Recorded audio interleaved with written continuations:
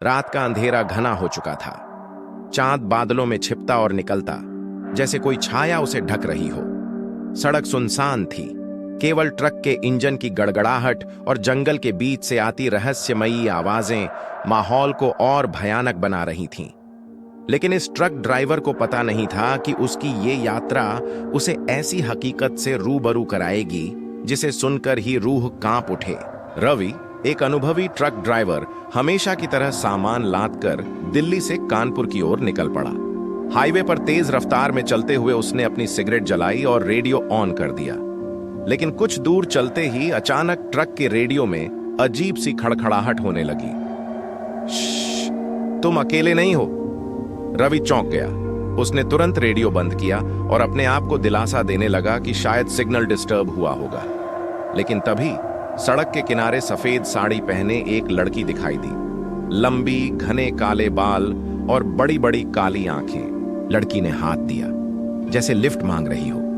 रवि आम तौर पर रात में किसी अनजान को लिफ्ट नहीं देता था, लेकिन न जाने क्यों उसने ब्रेक दबा दिया। लड़की ट्रक के पास आई और मुस्कुराकर बोली, क्या आप मुझे थोड़ा आगे तक छोड़ सकते हैं? रवि ने उसकी सुंदरता पर मोहित होते हुए हां कर दी। लड़की ट्रक में चढ़ी और जैसे ही रवि ने गाड़ी बढ़ाई, उसे हल्की ठंड महसूस होने लगी, लेकिन उसने इसे नजरअंदाज किया। आपका नाम क्या है? रवि ने पूछा। लड़की ने हल्की मुस्कान के साथ जवाब दिया, संजना। कुछ दूर चलते ही रवि को महसूस हुआ कि ट्रक का वजन अचानक बढ़ गया है, जैसे उसमें कोई भारी चीज बैठी हो। वह पीछे मुड़ा, लेकिन ट्रक में संजना के अलावा कोई नहीं था। तभी अचानक ट्रक के शीशे में उसे संजना का अक्स अजीब सा विकृत नजर आया। लंबे लंबे दांत, लाल चमकती आंखें और डरावनी मुस्कान। रवि का दिल तेजी से धड़कने लगा। उसने झट से शीशे में दोबारा देखा। अब संजना पहले जैसी ही सुंदर लग रही थी। कुछ गलत हो रहा है, उसने खुद से कहा। सड़क के किनारे लगे बिजली के खंभे तेजी से झपझपाने लगे। अचानक ट्रक के अंदर एक अजीब सी गंध फैलने लगी, सड़े हुए मांस जैसी। तभी संजना ने अपनी आवाज में हल्का बदलाव करते हुए पूछा, क्या आपको भूत प्रेतों पर यकीन है? रवि के हाथों में पसीना आ गया। वह समझ चुका था कि यह लड़की कोई साधारण लड़की नहीं है। जैसे ही रवि ने ब्रेक लगाने की कोशिश की, ट्रक के ब्रेक फेल हो गए। ट्रक बेकाबू होकर सड़क पर दौड़ने लगा। सामने एक मोड़ था और अगर ट्रक नहीं रुका तो वह सीधे खाई में गिर जाएगा।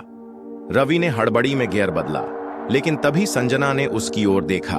अब उसकी आंखें पूरी तरह काली हो चुकी थीं और उसके चेहरे पर एक अजीब सी हंसी थी। अब तुम कहीं नहीं जा सकते रवि।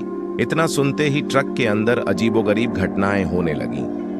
ट्रक का हॉर्न अपने आप बजने लगा। पीछे से किसी के फुसफुसाने की आवाजें आने लगीं और अचानक ट्रक के शीशों में लाल खून की बूंदें दिखाई देने लगीं। रवि ने हिम्मत जुटाकर ट्रक का दरवाजा खोला और कूदने की कोशिश की, लेकिन संजना ने उसे कसकर पकड़ लिया। तुम मुझे छोड़कर नहीं जा सकते। मैं तुम्हारा इंतजार इतने सालों से कर रही हूं। रवि की सांसें रुकने लगी। यह कौन है और मुझसे क्या चाहती है? ट्रक अचानक खुद ब खुद रुक गया। रवि बुरी तरह हांफ रहा था। उसने किसी तरह हिम्मत जुटाई और संजना से पूछा, तुम कौन हो? संजना ने धीरे धीरे अपनी सच्चाई बतानी शुरू की। कुछ साल पहले इसी हाईवे पर मेरा एक्सीडेंट हुआ था। मैं एक बस में सफर कर रही थी, लेकिन ड्राइवर ने तेज रफ्तार में गाड़ी चलाई और बस पलट गई। सभी बच गए, लेकिन मुझे किसी ने नहीं बचाया। मैं यहां अकेली मर गई। तभी से मैं इसी सड़क पर भटक रही हूं। रवि कांप उठा। लेकिन तुम मुझसे क्या चाहती हो? मुझे इस यातना से मुक्त करो। मेरी आत्मा को शांति दो। रवि को अब सब समझ आ गया था। उसने हनुमान चालीसा पढ़ना शुरू किया। संजना चिल्लाने लगी। उसकी आत्मा धुएं में बदलने लगी। अचानक एक दिव्य प्रकाश चमका और संजना की आत्मा मुक्त हो गई। रवि जब होश में आया तो वह सड़क के किनारे अपने ट्रक के पास था। कोई संजना नहीं थी, कोई डरावनी घटनाएं नहीं थीं। क्या यह सपना था या सच? लेकिन जब उसने अपने ट्रक के साइड मिरर में देखा तो एक सफेद साड़ी का टुकड़ा फंसा हुआ था।